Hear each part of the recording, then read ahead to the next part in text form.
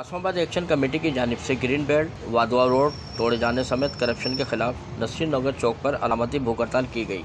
Kasmabad action committee के भूख हड़ताली कैंप में महबूब अबड़ो, डॉक्टर गुलजार जमाली, रहमान पवर, रायला भट्टी, नदीम कुरैशी और दीगर ताजिर अंजुमनों सियासी समाजी तंजुमों के रहनुमाओं ने शिरकत की।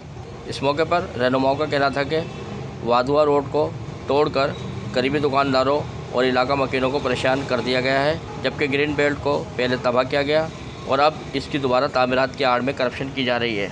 आला हुक्काम नोटिस लें। इस मौके पर भूख हड़ताली कैंप में मौजूद इशफाक तुनियो, शाहनवाज मेमन, रफ़ीक मक्सी, अब्बास भट्टी, हुसैन मक्सी, निसार अबड़ों समेत मुख्तलिफ सियासी समाजी और ताजिर अंजुमनों के अहदेदारों की बड़ी तादाद ने शिरकत की। कैमरामैन उमर हयात कैमरा, अरशद अंसारी, धूम न्यूज़, हैदराबाद।